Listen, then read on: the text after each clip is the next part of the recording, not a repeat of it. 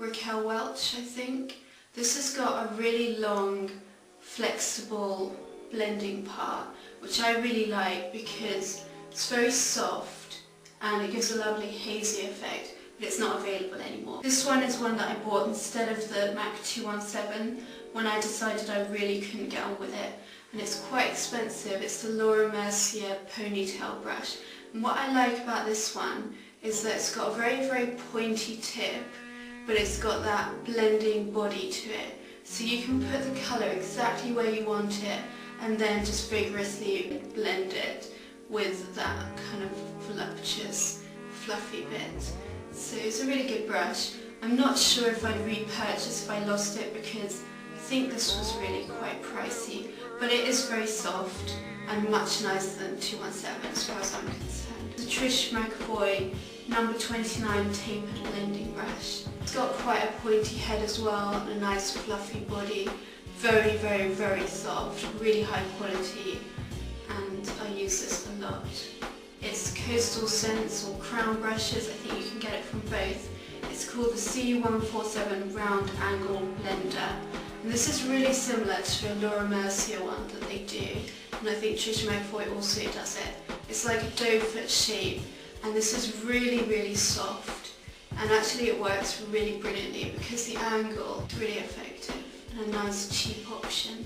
I'm not sure what this is even for, and I think it's discontinued.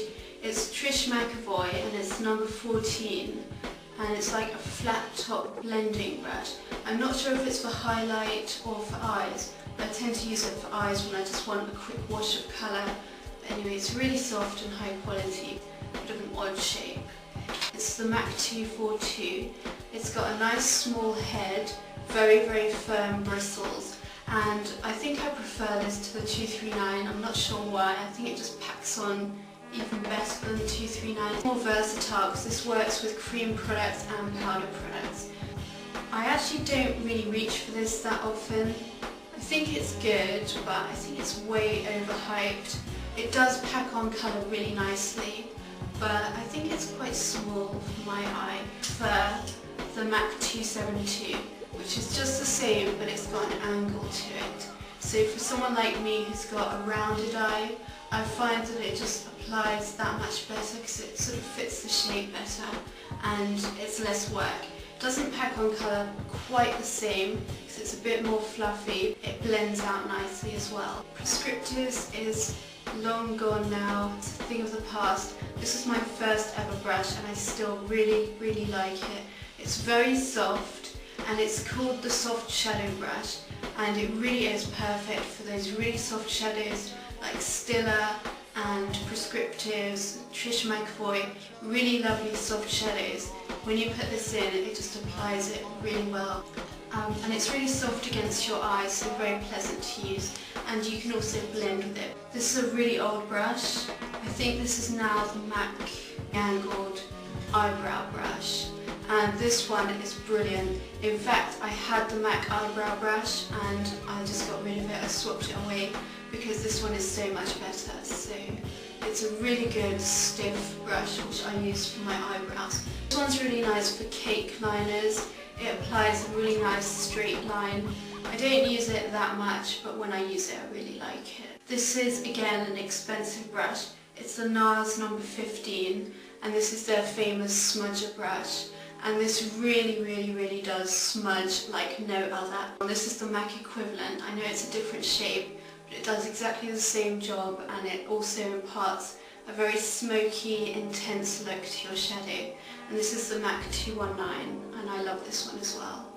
It's great for outer corners and really good for the underneath of the eye, especially if, like me, you're a fan of smoky eyes. This is like the MAC 222, I don't remember the number, but that big, really expensive MAC brush, which I again swapped away because I just thought it wasn't worth it.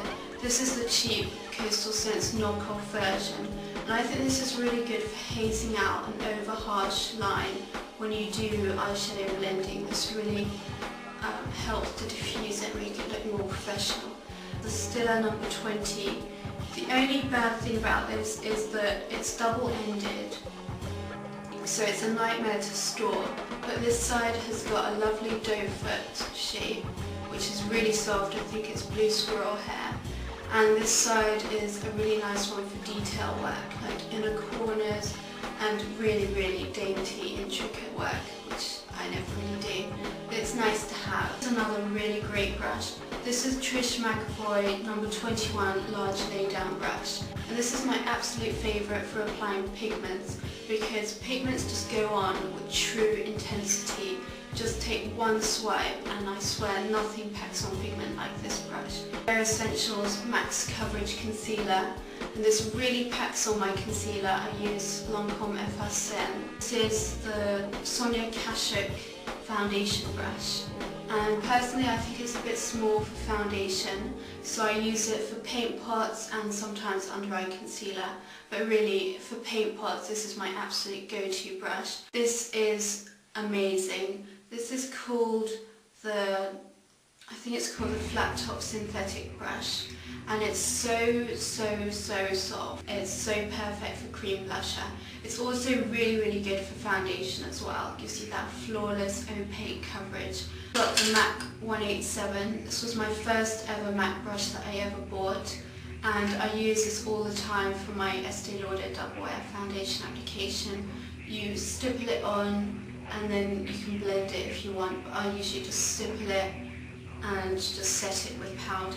And then I've got this very recent acquisition of Makeup Designery Mud, and this is absolutely fantastic.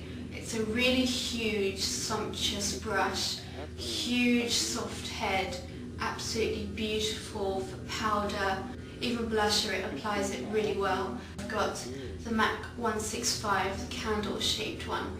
This was limited edition. It applies the highlighter really well, right where you want it. If you want precision highlighting, this is your brush. It's also brilliant for contouring. This, before I got the mud brush, was my favourite, especially for applying block powder. I still think it's brilliant for applying block powder because it's really dense and it really puts it right where you need it, right on the shiny bits. And this is the MAC 129 blush brush. It's really soft, it's a lovely shape for blusher. As I say, I mainly just use it for block powder. The e.l.f. Complexion brush. And this is brilliant again for block powder, setting powder, contouring, blusher. I use this so often, I really like it. e.l.f. blusher brush. Usually I just use this for products that are too small, where I need to get a brush head into it, like some Benefit blushes are like that. Then I've got this beautiful Trish McEvoy bronzer brush. It's number 37, and this is really soft. I think it's blue squirrel hair, and this one's gorgeous for blusher, bronzer, all over powder. It's quite good for that. It won't pat it right into your skin, but if you just want a soft powder effect. Then I've got a couple of brushes which I got from eBay, from a brush seller from China, and this is a really lovely fan brush which I use quite a lot. I've got a few from there. I've got this one as well, which is a lovely soft angle brush, and I've got some angle brushes from there as well. They've all got that red handle. They're called Pupa, so look out for that on eBay. Highly recommend them. I think they're brilliant and really affordable. I've got a whole 22-piece set for I think £30 or thereabouts. I've got this 187 dupe, and this is the Gemma Kid brush, but I don't know if she still makes this, but it's really good. It's a lovely little size, and it's got the exact same stippling method. You just stipple it on, blend it. It really works almost as well as the 187. It's an absolutely excellent dupe, the best one I've found. And I've tried a few. I've got this Illamasqua brush, and this is an eyeliner brush, and this is excellent for cake liner, but it's best if you want quite a thick line. I think this is quite expensive for what it is though, because to me this is very similar to e.l.f. brush quality. Little eyebrow brush mascara thingy, which is quite useful if you overdo the whole eyebrows and you need to tone the whole thing down. e.l.f. powder brush, which everyone really loves, but since finding my Sonia Kashuk flat top brush, I haven't really used this as much. I do really like it, I think it's excellent, and it's a real multitasker. You can do powder, bronzer, blusher, foundation. It really does them all excellently. That's my brush collection and I hope it helped you. Thanks a lot for watching. All the best. Bye.